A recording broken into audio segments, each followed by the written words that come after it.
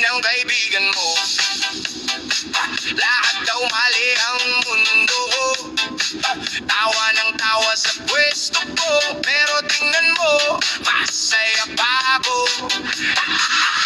Lumaraw sa pero ako ang bida rito sa saliw ng hamon. Siya ang komentaryo, ako yung palabas. Kung siya ay palad, ako yung buhit na matalas. Bakit ba lagi na lang sugat ang laman ng bawat litanya niya?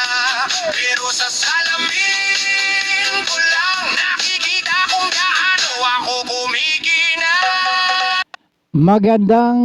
Magandang hapon sa ating lahat, sa mga kababayan kong mga Palawenyo at sa buong universe.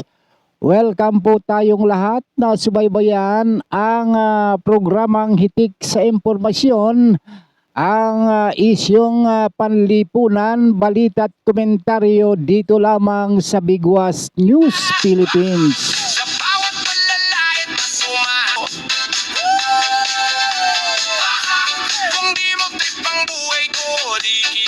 Samahan niyo ako sa loob ng isang oras na pagtatanghal.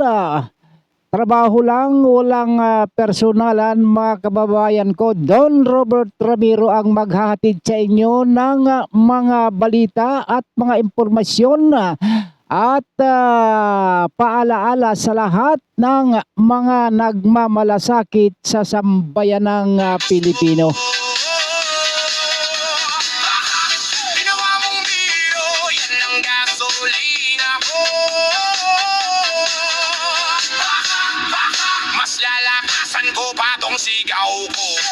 Ang headline natin ngayong Miyerkules 5 ng buwan ng Hulyo, bali ka-4 na buwan ko na itong pagtatanghal dito sa Bigwas News Philippines. Ano ho? Ang headline natin ay lilinisin ang hanay ng pamahalaan upang matiyak na ang bawat opisyal, bawat lingkod bayan ay karapat-dapat sa tiwalang ibinigay sa kanila ng taong bayan ayon kay Pangulong Ferdinand Bongbong Marcos Jr.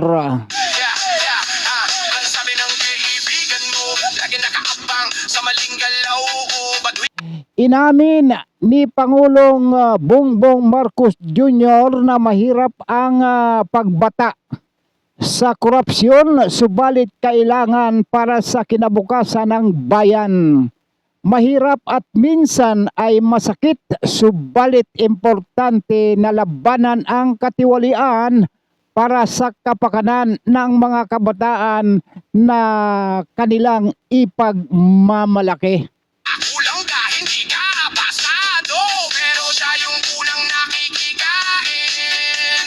Ang tanong natin mga kababayan, ano-ano ang mga katiwalaan na dapat nalabanan?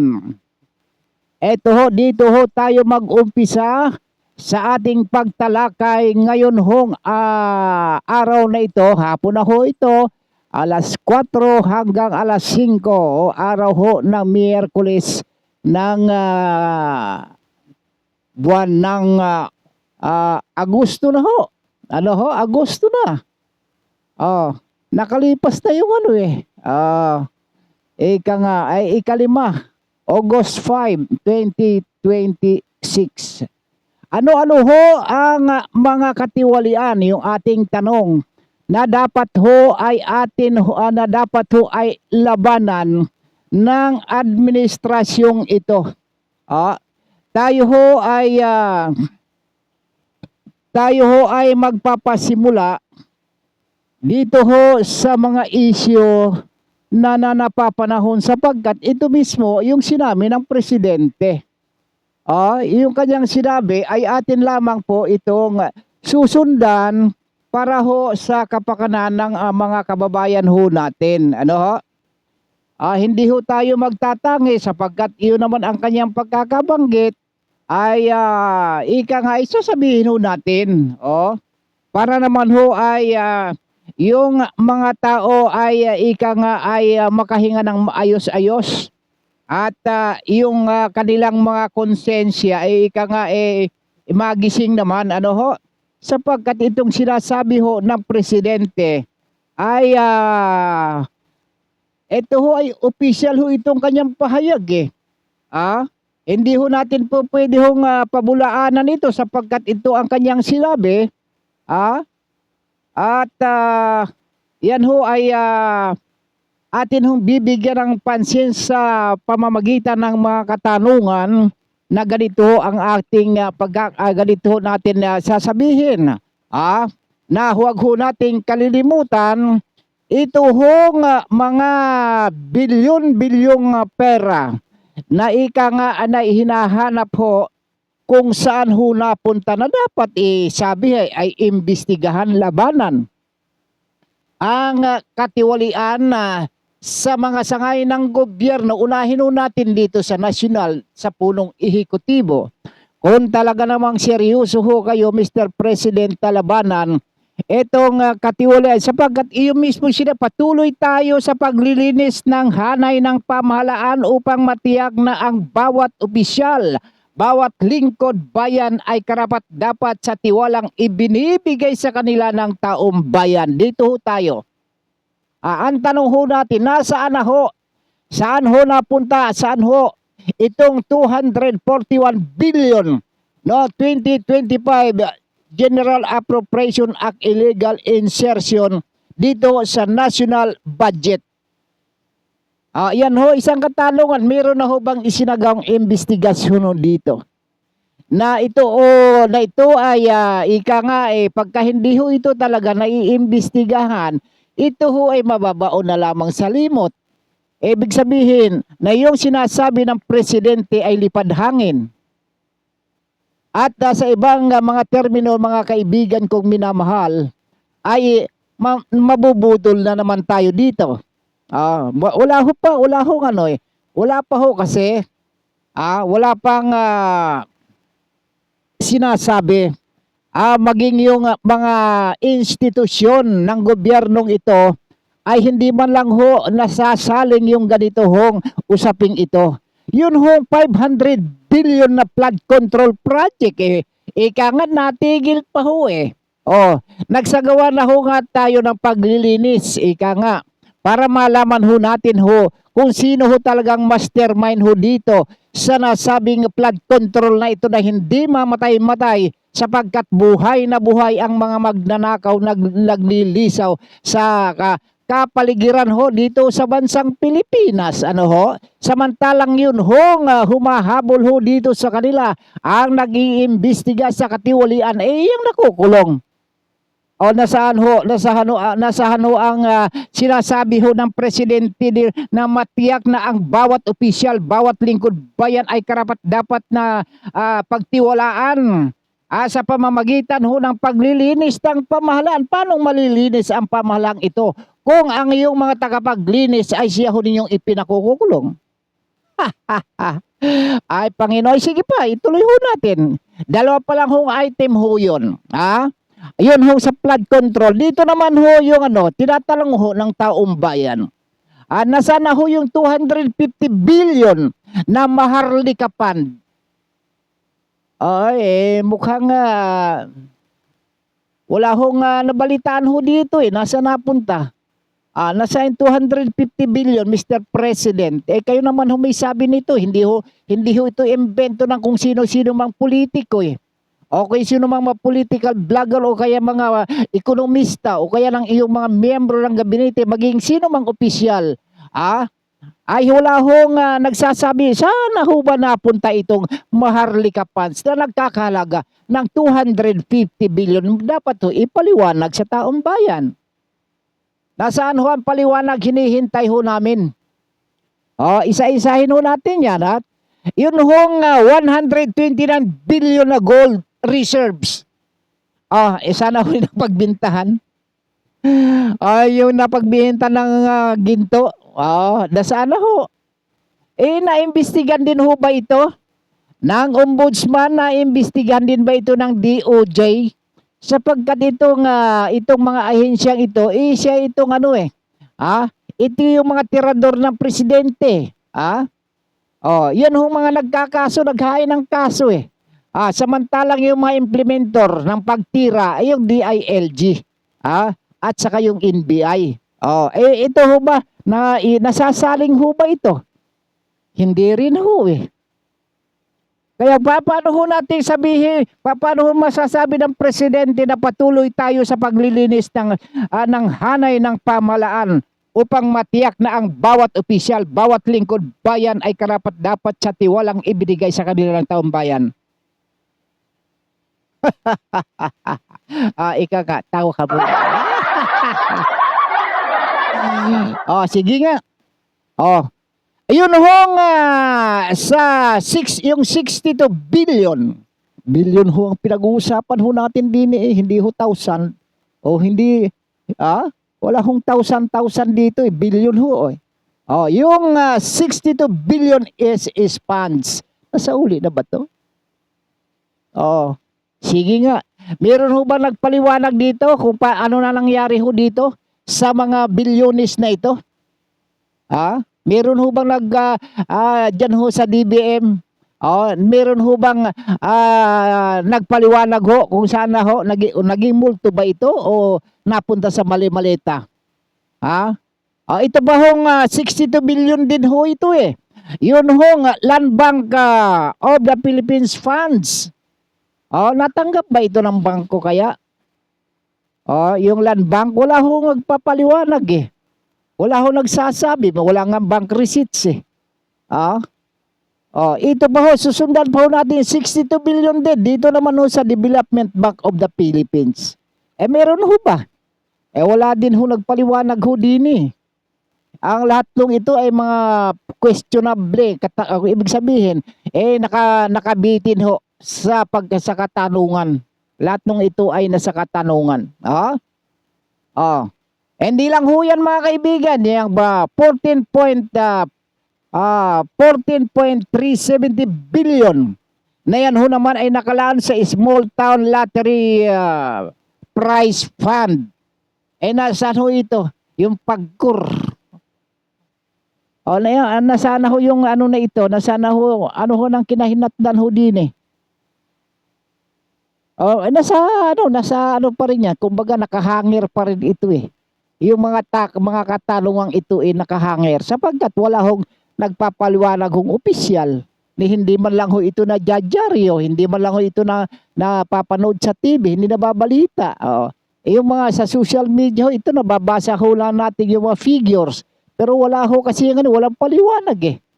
Saan ho napunta? Ano ba pinagugulan ho nito? Isa pa ho. Yung GSIS funds ho na nagkakala ng 62.5 billion. Nasaan ho dito? Wala rin hong paliwanag eh. Puro ho nakasampay itong mga ito eh. Yung katanungan ay katanungan ukol ho dito. Kung saan ho napunta, kung saan pinaglalaanan ito, nakasampay pa rin hanggang ngayon yung mga katanungan yan. Susunod natin yung PhilHealth funds. Na nagkakala ng 89 bilyones. Di rin ko na isa ulit. Kaya ho, dyan ho sa mga ospital, libre ho, zero billing daw ho yan. Zero billing daw ho yan. Pero ho, wala hong gamot na mabibili sa mga parmasya dyan ho sa loob. Yung misis ko na ospital eh. Pre-ward nga lang ho. Wala kang babayaran sa ward. Pagka ikaw ay laboratory, pupunta ka sa labas, magkano ho per ano dyan? Halimbawa, magpaka-ECG ka, 700. I-blood test pa, 700. Urine, 700. Pagkata CBC, CBC, 700. Hindi ho dapat sa ospital kung zero billing. Bakit ho kailangan pa magpa-laboratory sa labas? Diyan ho sa Quezon City General Hospital. Dalawang araw ay lagas yung akin sa ano pa lang sa tawag nito sa laboratory pa lang lagas na yung 5,000 mo eh. Pagkatapos ito nga malaking bagay. Isang hindi ho natin na isinasantabi yung malaking bagay, yung ward. sa dami ho ng pasyente araw-araw ho dyan na dumadagsa dyan sa mga government hospital, yung iba ho ay dyan na lang ho sa bangko nakaswero. Wala nang, kasi yung mga ward ho dito punuan na ho Kaya ho yung bantay, kung isa ho yung bantay, meron pa isang alalay nandun sa labas na uutusan dalhin mo ito sa laboratory. Dadalhin doon sa laboratory, ay lalakad ka pa, medyo malayo-layo din, hating gabi, ilalakad ka, pupunta ka at magpapalaboratory, tapos babalikan mo, medyo madaling araw, saka mo isasubmit ulit dyan sa nursing section, at babasahin naman nung naka-duty ng mga doktora. Doon ka papatayin sa gamot, yung bibilhin, kasi wala nga hong gamot yan Kung meron man siguro, mga paracetamol, meron naman, hindi natin sinasabi na totally na wala hong nabibili, wala hong nabibigay na gamot. Yung mga yung mga yung tawag diaper sa mga matatanda, meron ho, may naibibigay din naman. Ang pinakamalaki ho diyan na gastusin ho doon sa gamot, lalo na yung laboratories. Diyan ho kayo matataga Dito ho kayo sa Quirino Memorial Medical Center. Bili din ho kayo sa labas. Sa labas yan ho kayo bibili ng gamot. Pati ho pang swero. Doon ibibilhin din ho ninyo yan sa labas. Ang libre nga lang ho dyan yung paghiga yung iba pa nga, wala na nga, libre din yung paghiga dyan sa mga upuan. Nakaswero doon, nakaupo. Wala hong higaan. Kasi paano ko nasasabi yan? Yung aking apo sa pamangkin 3 araw ako diyan pabalik-balik sa Quezon City General Hospital. Yung aking anak din dito sa dinalhin dito na operahan din ng appendicitis dito sa Quirino Memorial Medical Center. Lahat to sa labas ho namin binibili. Yung mga gamot. Kaya siguro paano saan ho kukunin yung gamot ho dito sa mga ospital? Sapagkat yung pera na dapat ho dyan, yung sa PhilHealth, covered ho yun. PhilHealth member din naman ako. Yung 89 bilyones na para ho diyan, wala ho Ang ika nga, inalis pa nga ho nasaan napunta, dinala. Kaya yung gobyerno nagtatanong ho, diyan sa mga government agencies, institution na yan, meron pa ba kayong reserba ng mga pera ho diyan? Pag sinabi mong, meron pa, kunin na natin iyan. Pagkatapos, kamukat-mukat mo, kawat dito, kawat doon, dikwat dito, dikwat doon, malita rito, deliver doon. Kaya ito yung sinasabi ng presidente, patuloy tayo sa paglilinis na sa hanay ng pamahalaan. Nasa sa inyo ho yun kung maniniwala ho kayo. Ito ho sa ibase ho natin sa ating obserbasyon dito sa ground, hindi ho sa puro dakdak. Pagkatapos ipagtatanggol nga ho yun ng PCO ipagtatanggol ho yan, hindi maaring hindi ipagtatanggol. Sapagkat yan kaya kayo inilagay nga ho dyan para ipagtanggol yung yung administrasyon at maging yung mga hepe ng institusyon na nagpapatupad ng batas. Kasi ho dayan bendalo. Pagtatanggol pa rin ho yan. Ang sasabi na kasi lumabag sa batas. May batas nilang sinusunod Yung bang batas na yan saklaw po. Katulad ho nitong impeachment na ito. 2014, pag yung bank records nung vice presidente, hindi pa naman presidente, vice presidente yung ini-impeach. Bakit? Pati ba yung 2014? Para lang, ito kasi meron ho kasing sinabi dito ang presidente. Ito lang naman siguro ang sinusunod. Wala naman tayo magagawa sapagkat ito ho ang pronombre. Ito yung pronombre ng presidente. Ano ho pagkakabanggit nga ho yan dito may sinabi ho kasi siya rito. Ito ho ay babala sa mga kalaban ho sa administrasyon. Babala ho ito Sapagkat ang sabi ho kasi dito, pag binigay mo sa akin ang salin mo, hahanapan ko talaga ng problema yan. Kahit walang problema, gagawa ako ng problema. Para bigyan ka ng problema. Sabi ko siguro kung ako, pagkalaban kita sa politika, or whatever, pag ibinigay mo sa akin ang salin mo, hahanapan kita talaga ng problema yan. Dito, pagtatanggol ito ng PCO sapagkat yun ang trabaho nila. Kapag hindi ho nila ipagtanggol, sibak sila lahat yan. Hindi ho ba? Tuloy ho natin dito. Ito hong sa Philippines tayo, di ba? Ayun sa Philippine Deposit Insurance Corporation.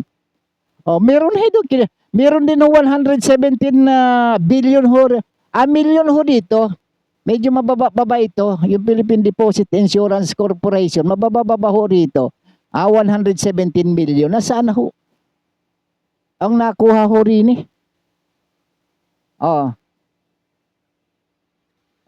Samantalang libo-libo ho mga Pilipinong apektado ho ng baha, lalo na yung flood control na yan, yung pusang malaki na yan, nasaan napunta ang pondo ng bayan?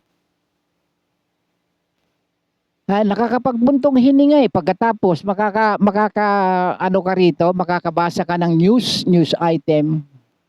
Patuloy tayo sa paglilinis ng hanay ng pamahalaan para para matiyak na ang bawat opisyal. Dito tayo sa bawat opisyal. Tigil nga muna tayo, pag interesado bawat opisyal Babanggit tayo ng bawat opisyal. Sige.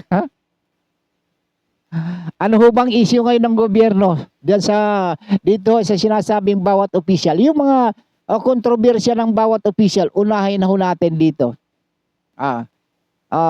Sa security, national security. Dumadami na naman yung mga NPA dumadami naman yung karahasan meron na guro binugbog ng mga estudyante.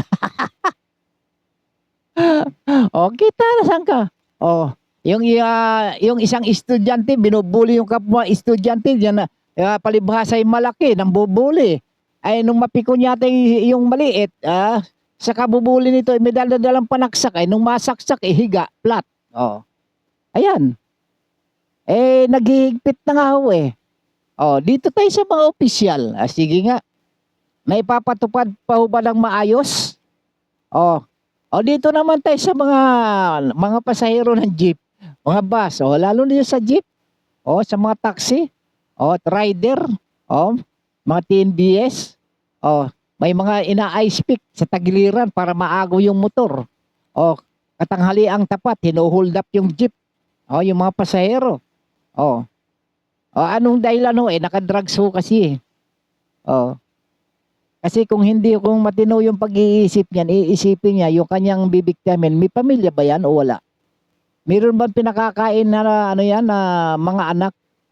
Pagkatapos ipapatayin mo na lang ng ganun-ganun na lang o kaya pag nakawan mo ng ganun-ganun na lang, huwag kayong pumayag na aywan ko sa inyo, may tama yata ulo ninyo kapag pumapayag kayo na basta-basta na lang kayong ninanakawan. Tayo naman dito sa gobyerno, iliti mo yung mga magnanakaw Wala tayong magagawa sapagkat nagbabayad tayo ng buwis Hindi natin hawak sa ating palad yung pera natin na kanilang ninanakaw Nandun ho sa National Treasury. Anong magagawa natin? Pero labag sa ating kalooban yan sapagkat lahat naman tayo na nagbabayad ng buwis, talaga naman hindi ho tayo exempted. At saka yung mga magnanakaw na yan mga kaibigan ko, hindi yan humihingi ng permit. Kahit kaninong ahensya ng gobyerno. Kapag nagnakaw yan no permit, no rally, pero no permit pagka ikaw ay mangulimbat. Pero sa yung mga nagrarally na lumalaban sa katiwalay kailangan may permit ka. Sa pagnanakaw, walang permit. Sige nga. Ayaw ko lang yung aking yung aking teaser eh. Ayaw ko lang pindutin eh. Sapagkat alam mo naman eh. Ito hong sinasabi ho natin eh. Isa pa lang ho yan. Ito hong kinu-question ho. Kinu-question ho ng mga ng taong bayan itong ombudsman. Itong ombudsman na maliwanag to mga opisyal ho ng gobyerno ito. Ang sabi ho paglilinis sa hanay ng pamahalaan upang matiyak na ang bawat opisyal. Dito ho tayo sa ombudsman. Sino bang opisyal dito? Di si Ombudsman Boyeng Rimulya. Natatandaan ho ba ninyo na may nagsauli yung mga district engineer ng 250 million? Nasaan na ho 250 million? May balita na ho ba kayo mga kababayan ko? Nasaan na ho yung 250 million na isinauli? Ang sabi ng presidente nga mabuti na harangan natin, nabawi natin yung pera lahat ba yung nabawi? Hindi ho Binawawala nga ho na yan na alihong nawawala na hindi ho nakabalik ko sa National Treasury. Magkano lang ho ba napunta sa National Treasury? Doon ho sa pera ho na nabawi Ang sabi ho dito ay humigit kumulang na 407 million mula ho sa mga district engineers ng DPWH yung na-restitute.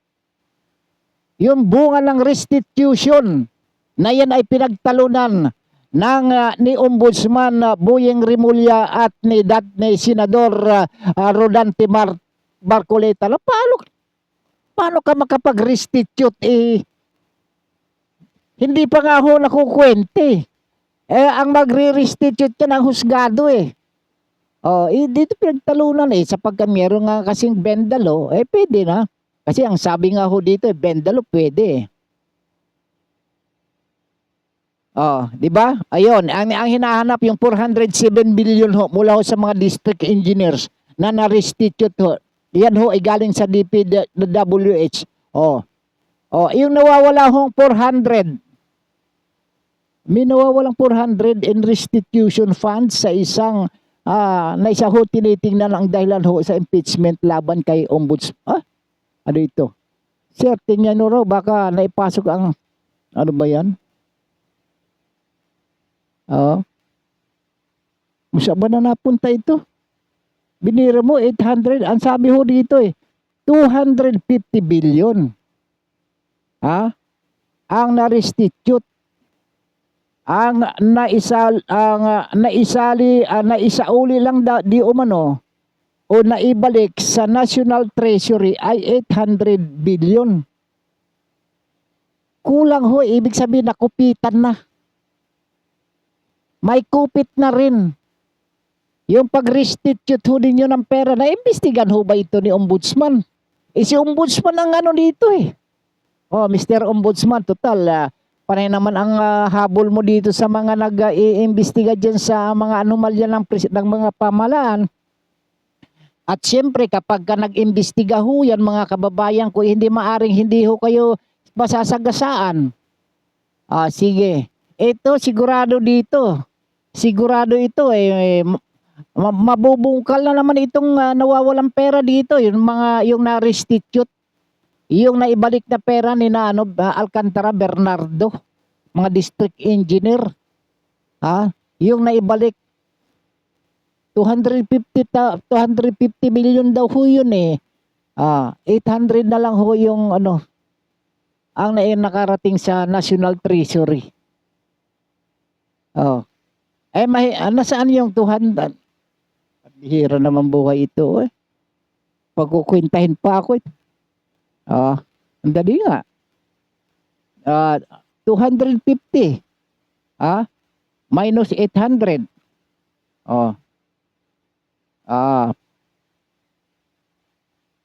Ay naku, pambihira 15.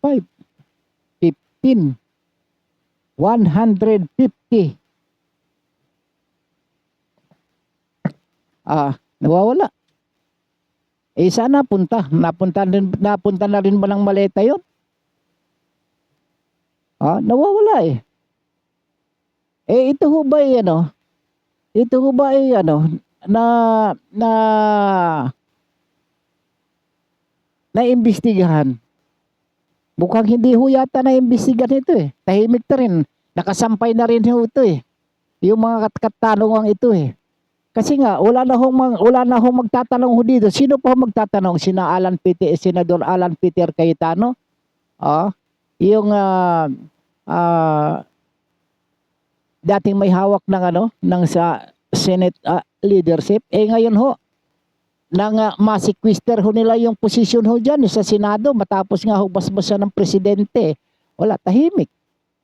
Anong investigasyon? Ibig sabihin, ito hong sinasabi ng presidente presidente ho natin, ni President Bongbong Marcos, hindi ko makita ho dito yung sinseridad sa kanyang sinasabi.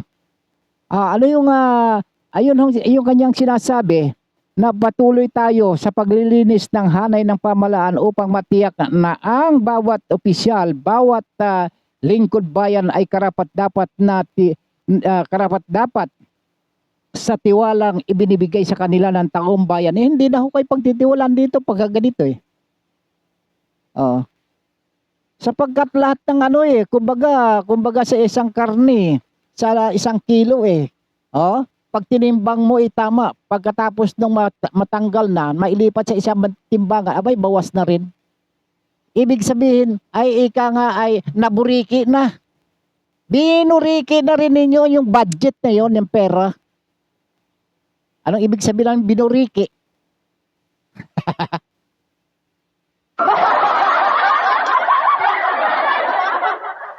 Sinaksak. Sinaksak na may pagburiki, meron ho diyang parang tubo. Tubo ho yun eh, na nilagyan ng tulis. O pagkatapos yung bigas ho isasaksak, aagos na ho yung yun, tawag ng buriki. O parang ice pick, kaya lang kaiba ho, medyo mataba-taba yun na may tubo ho yun na ang pagkakaintindi ko mas maliit-liit pa dun sa 3/8 pero manipis. Yun din ang ginagawa ho ninyo dito sa sa kaperahan ng yung pera ng bayan.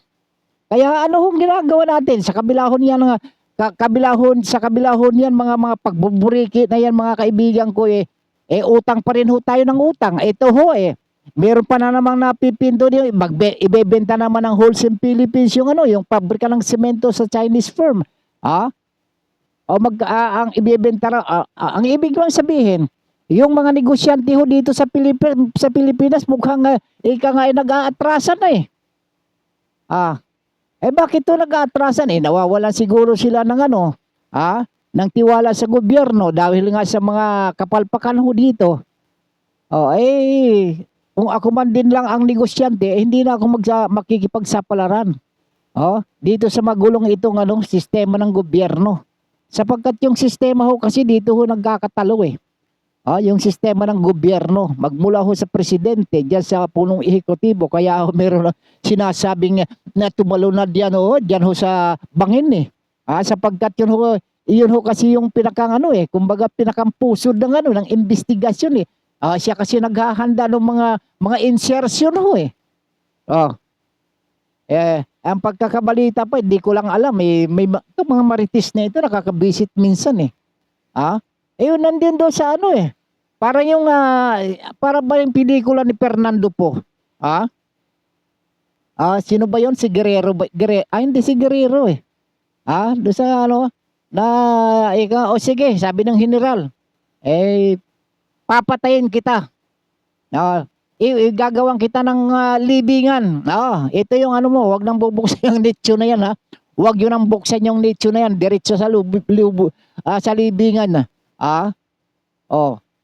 wag ka nang magpakailanman dito buhay yung tao itinago lang, kunyari, diniklarang patay. Pelikula ni Fernando po Jr. yun Di ko lang malaman anong pangalan. Hindi ko malaman kung Guerrero ba yun o ano ba yun. Magtango. Basta napanood ko yun Siguro kung sino man sa inyo nakapanood nun ganun ho doon ho dito ho shooting ho yata dito yan sa Tagaytay Diyan ho nagkakaika nga nung yung kanyang ninong ho niya yun yung general ninong ni Fernando. Ganun nangyari. Diyan ho kay kay Cabral. Ah, papaano ho? Papaano ngayon 'yan? O isa pa ho, imbestigahan din ho nga ninyo itong mga politiko, Mr. President. Yung mga politiko na hindi nagbabayad kaagad ng kanilang mga electric bill. Kaya ho yung system loss ika nga ay yung taong bayan niyo ang nagbabayad. Ay bakit ko nasasabi yan ba? Ay hindi ho tayo nagsasabi dito na ika nga ang sabi ho may nagsabi ho rito inihayag kasi ng National Electrification Administration na merong ilang mga opisyal, lalo na diyan sa mga diyan ho sa local government. Diyan yung mga mayor at mga congressman. Wala akong sinasabi dito ng mga na iba pa basta't mayor, LGUs at mga congressman ang hindi ho nagbabayad ng kanilang electric bill. Kaya ho, ayon ho sa National Electrification Administration, napipilitan ang mga electric cooperatives na ika nga ay sagutin na yung kanilang naging konsumo at kalaunan na ipapasa sa mga consumer sa pamamagitan ho nitong tinatawag na system loss. Di ba ang kakapal ng mukha nitong mga politikong ito bakit hindi ho ninyo imbestigahan?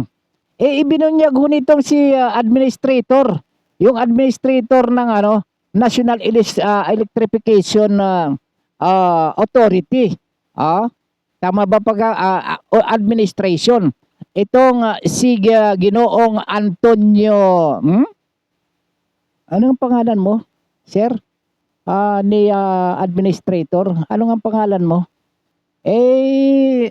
Sige. Eto. Babanggitin ko pa ba pangalan mo? Sige, di banggitin ho natin. Para ho, ika nga Mr. Antonio Almeida. Siya ho ang administration officer ng NEA. Iba naman ho yung NIA.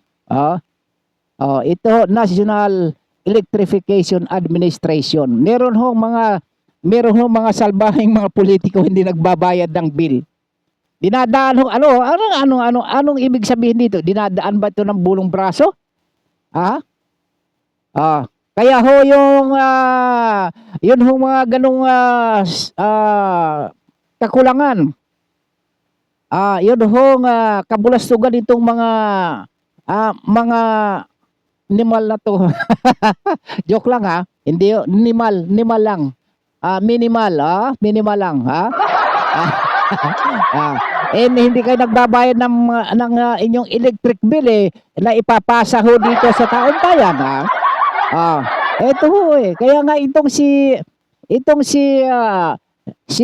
Ginoong Meralco proprietor na si Sir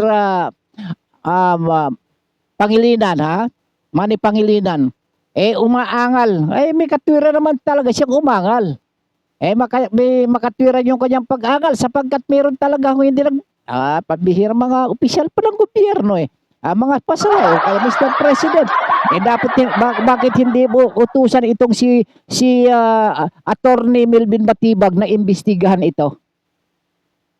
Kung talagang seryoso, kung meron talagang meron talagang pangil yung sinasabi mo na dapat na pagtiwalaan, imbestigahan ho ninyo itong mga ito.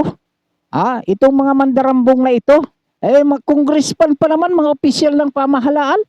Okay lang sana mga private citizen ito okay lang. Wala kang pananagutan dito ito mga bataan mo ito Ikaw ang presidente.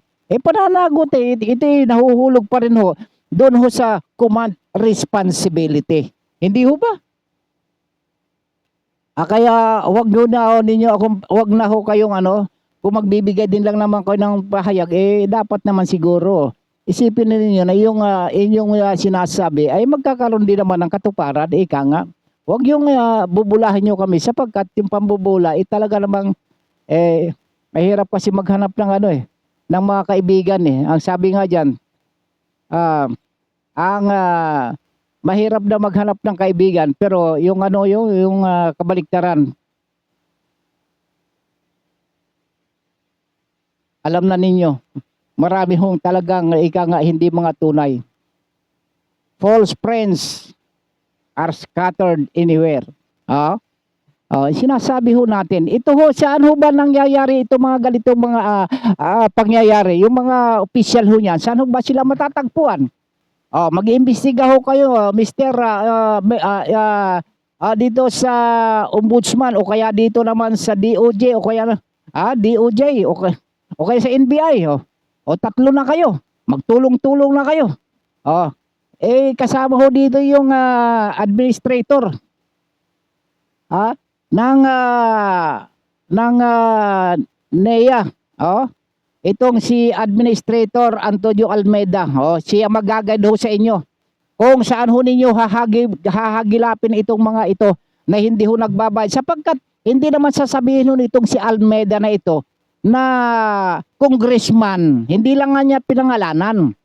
At itong mga mayor, hindi ho niya pinangalanan eh. Di bahala na kayo mag-imbestiga, sapagkat para maprotektahan naman yung reputasyon nitong mga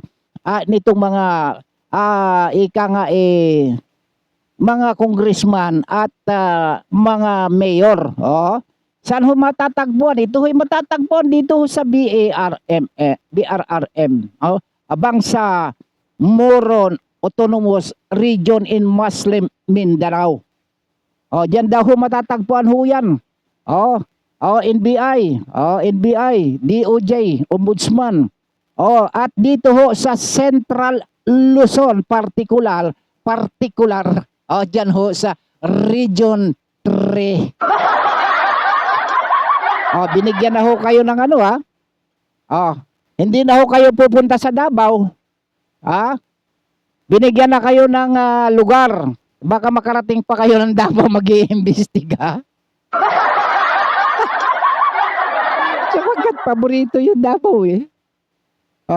Paborito sapagkat ika nga medyo may kontrobersya ko diyan sa Davao, yung flood control na hindi napunduhan ng gobyerno ng national eh. Isinisisi sa local government.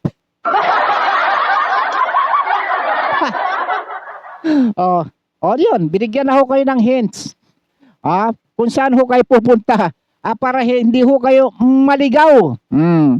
Baka ho sabihin ho ninyo, pumunta ho kami sa Visayas hindi pala doon naligaw ho kami kaya hindi ho kami nakapag-imbestiga ng ng sinasabi ho ninyo. Ito ba ho, kaya meron ho ito hong sinasabi ho natin Mr. President, yung korupsyon daw ho dito sa gobyerno mo systemic na ho systematic, matikmatik na yung korupsyon ho dito paano ho ninyo paano ho ninyo mapapanagot ito samantalang napakarami hong paiimbestigan ho ninyo dito mababanggit nga ho tayo dito. Meron lang ho akong sinisiyasat ho sinisiyasat, hindi ho tayo investigador meron lang ho akong sinisilip ho dito na mga pangalan na dapat din ho ninyong imbestigahan. Napakarami ho dito Kaya gusto kong yung ating mga listener, na sila ho ang mag-decide kung dapat silang maniwala sa inyo o kaya naman magkibit balikat na lamang sapagkat sila naman ho ang maghuhusga dito. Ito hong babasahin ko sa inyo. Ito ho 51 ho itong mga mga ika nga yung mga sangkot ho dito na dapat na imbestigahan. Na ito ho ay inaayawan ho na imbestigahan ni Ilocos Norte Representative Sandro Marcos. Kaya mo bang ito bang anak mo, Mr. President, si Congressman Sandro, kaya mo ba itong kutusan o kaya pilipitin yung kanyang tenga?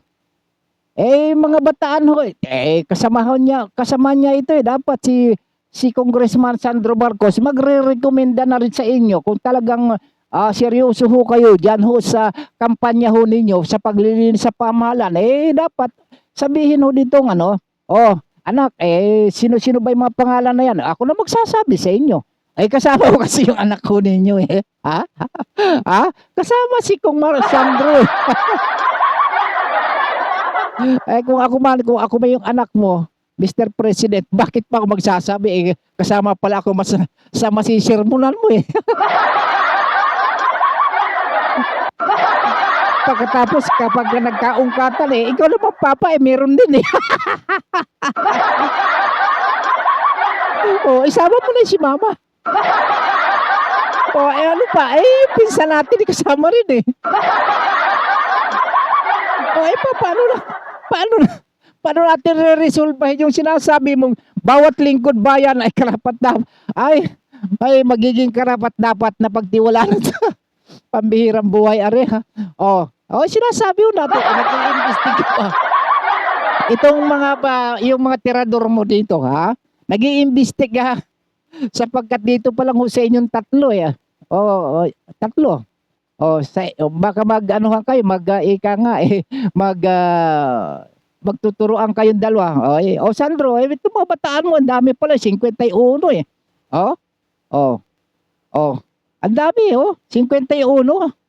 Pati, si pinsan mo, yung pinsan, si tito mo, si Tito Martin. Kasama ho dito, kayong tatlo ho, magtuturoan na, sino ba? Ikaw naman, ikaw pala naman papa ang ano, eh.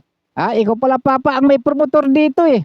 Ikaw pala ang pumirma ng mga budget na ito. Pagkatapos, uutusan mo pala itong si Tito. At Tito, ang sabi, inutusan mo ro, ito, bilhin mo yung bahay dito sa sa Tamarin, dito sa Forbes. Dito sa saan pa ba? Sa Nara, dito ho sa anong gagawin ho natin diyan? Doon na natin ilalagay yung mga pera, yung malita, yung kickback natin, yung SOP. Pagkatapos ngayon, sasabihin mo kay Sandro, ikaw naman papa, pambihira, ikaw pala nag-utos. Pagkatapos ngayon, papagalitan mo ako, hindi. Sama-sama together na tayo. Piniro mo na ito. Ang sabi nga nitong si Diskaya, yung kontraktor, 150. Itong sinasabi ko sa'yo, 51 pa lang ito. Wala pa yung 100. Napaiimbestiga, nagnais mong linisin diyan sa pamahalaan yan. Eto nga, kasama ho yung tirador mo rito. Dapat siguro nga, ika nga, imbestigahan din yung sarili niya para siyang si Raulo. Sinasabi natin, Dawit ho dito, yung magkapatid, eh. Yung isa, nasirmunan mo ng husto, eh. Yung sa DILG, nasirmunan mo, eh. Kaya iiling-iling na yan si Sir John Vic, eh.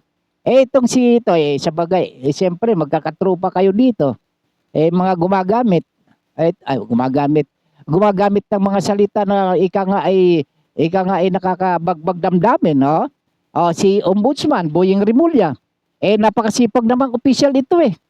Kaya, pag maging Chief Justice pa ito, di lalo na siguro, hindi ba?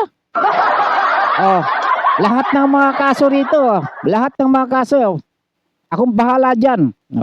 Nung DOJ secretary ito, ako mag-ombudsman, akong bahala dyan. Wala akong palulusot, kakasuhan natin lahat yung mga kalaban natin. Di ba? Ano pa? Sinasabi ho natin, kaya nasa sa taong bayan ho, ang tanong, ang sagot, magtitiwala ho. Pambihira naman. Ano bang klaseng tanong yan? Ikaw, magbalik ka, backread ang tawag doon, eh. Balik, basa ho tayo. Magbalik basa na ba yun? Pati ba naman yung binabasa ko, mukhang umi-iskapo na rin, para itong mga politiko rin na-involve sa mga sa anomalya, eh. Ang sabi ho kasi dito, lilinisin ang hanay ng pamahalaan. Ang tanong ho dito, ano-ano ho yung mga tiwala na yan? Sinabi na ho natin, mga bilyon-bilyon ho yung sinasabi ho natin, Pagkatapos ngayon, ang tanong ho natin, iiwan ho natin sa publiko. Kayo ho, mga miyembro ng ng SMMP around the world, pang universe na ho ito. Ang tanong ho natin, maniniwala ho ba kayo? Maniniwala ho ba kayo dun sa pahayag ng presidente? Yung presidente ho namin na ang sabi ho niya ay patuloy tayo sa paglilinis ng hanay ng pamahalaan upang matiyak na ang bawat opisyal, bawat lingkod bayan ay karapat-dapat sa tiwalang ibinibigay sa kanila ng taong bayan. Kayo ho ang magsabi, magkomento ho kayo dito. Tinatanggap ho namin ang inyong mga komento dito ho sa Bigwas News Philippines ho. Dito sa programa ni Don Robert Ramiro. Alas 4 ho yan hanggang alas 5. Ay alas 5 hanggang alas 6. Pabago-bago ka. Pang-4 na buwan mo na dito sa pag-broadcast dito sa Bigwas News Philippines eh. Pamali-mali ka ba? Talaga naman nagkakamali tayo. Hindi nga natin na-edit ito. Kaya ang pinakang editor ho natin dito para ma-edit natin yung ating slip of the tongue.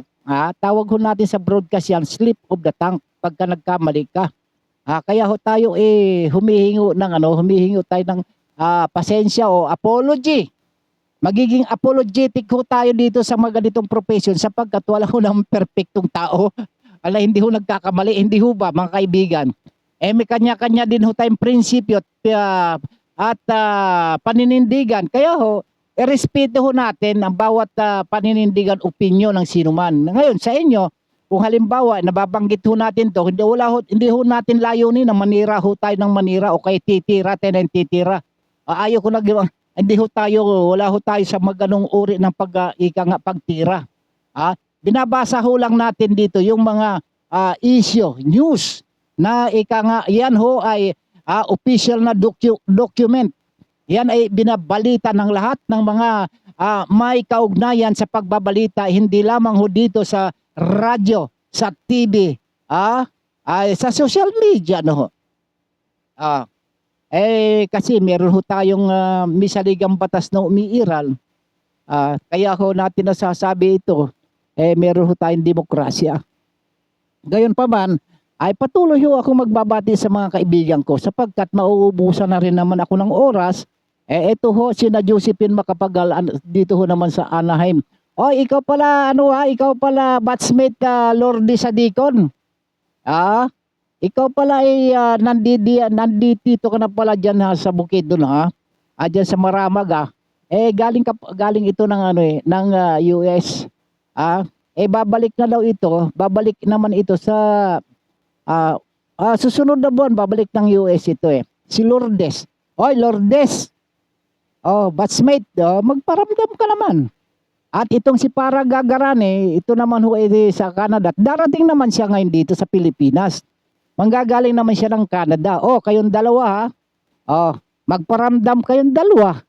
Pagka hindi ka nagparamdam, babanatan ko kayo din talaga namang walang poknat na pagbati ang aabutin ninyo sa akin. Maging itong si Wendelin Reyes nandito rin yun sa US mga mahal kong mga batchmate nung 1976, 1977 dito naman sa Bukidnon National School of Home Industry sa Maramag, Bukidnon. Engineer Jamie Apostol, engineer isa pang engineer dito si Evelyn Lantong.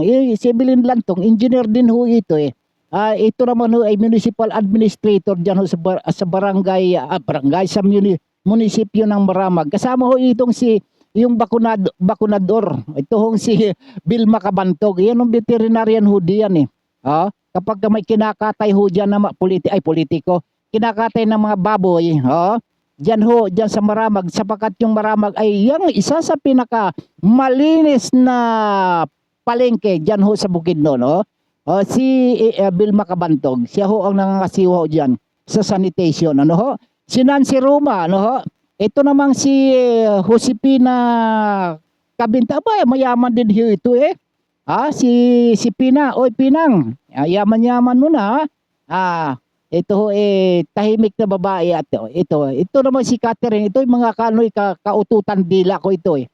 Hindi lang itong si Catherine, maging si Evelyn Octaviano at maging si Sioderly Permalino. Yan o mga kaututan dila ko yan eh.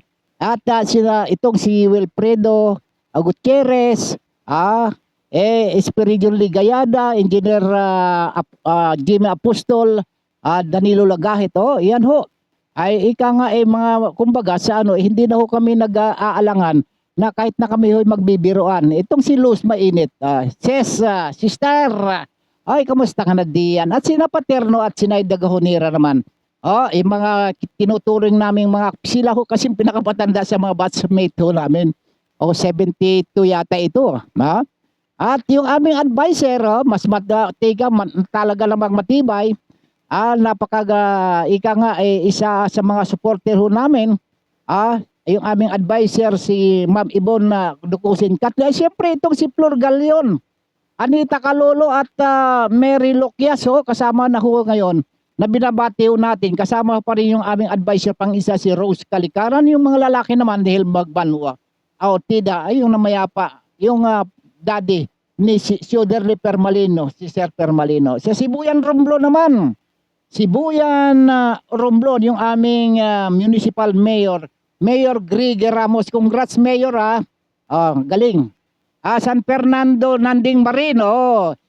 Mukhang pumayapa na ngayon diyan sa San Fernando sapagkat binawi na yung endorsement ng 6 ba yun na sangguniang barangay sa diyan ho sa Altai Mining Altai Philippines Mining Corporation. At dito naman sa Magdiwang si Municipal Mayor Noel Joseph Marin. At siyempre, hindi ko makakalimutan yung aming barangay, dyan ho sa Barangay Danao. At siyempre, dyan ho sa Barangay Cantagda, yung Barangay Danao, yung barangay chairman namin, nakamag-anak ko rin si Greg Villanueva, ang kagawad, kasama ho dyan sa mga kamag-anak ko si Raymond Galindo, si Jetty Ibabaw, si Henry Rigala, si Lydia Marasigan, Roger Agot, yung kanilang secretary ng barangay Evelyn Formanis, ang kanilang treasurer ay si Neresa Maron at bookkeeper Vanessa Mesa. Sa mga kamag-anak ko sa buong around the world, diyan ho sa Marianas Island, yung pinsang ko na may anak na 2 military diyan ho sa US, si pinsan Noeme Ramiro, yung kanyang kapatid, isa ring retired police officer, Isidro Ramiro, si Kuyang Lando, Kuyang George Ramiro, si Kuyang Andy, si Kuyang Milagros, si Ating Milagros, si Ating Dulia Ramiro, diyan ho sa Batasan Pambansa. Diyan ho sa dito naman sa Hawaii, si Kuyang Reynaldo Ramiro. At diyan ho sa Las Vegas, si Tokayong Roberto Ramones Ramiro. Si Kuyang Arto Ramiro, yung pinsan ho si Aseret dito sa Pasay City ho. Kumusta ho kayo? Yung mga kaibigan ko, diyan ho sa Laguna, Kuyang Nelson, Kuyang Normario, Kuyang Tuper. Diyan ho sa Laguna ho yan. Dito naman sa Burgos, Ilocos Norte at diyan ho sa Bacara mga kaibigan, at maging dito ho sa Isabela ay naimbag nga rabi kanyayo amin mga gayam nga kakabsat kasinsin at siyempre sa mga kaibigan natin si Nagdingramo sa Plaridel Bulacan naman yan, Alfred Bayani ng Nueva Ecija, itong si Rambo Jemelin Nietes, Presi Pangilinan Labner Pangilinan, Neuron Martinez, si Kuyang Leo Ramiro ng Scan International, Atty. Frederick Abway, ang host naman ng Kongreso ng Palawan. Siyempre yung aming CEO naman ng publisher ng Diario Casado, Alan Bordios, yung aming anchorman Arnold Namuko. Hindi man kapugihan pero maaasahan. At yung aming news director, walang iba kundi si Wayne Lawson. At siyempre maraming salamat sa mga nakasama natin sa palatuntunan ito. At subaybayan uli bukas Huwebes ang isyong panlipunan balita at komentaryo dito sa Big West News Philippines sa ngalan ng magigiting nating mga nakasama sa Himpapoy sa pagtatanghal natin sina Tech Aaron, Tech Leo. Siyempre yung aming program director Jeff Balahonda. Si aming news director si Ma'am Rose Dingding, ang aming station manager Roddy Dave Abili at ang aming general manager Naomi Cascara, ang inyong lingkod Don Robert Ramiro.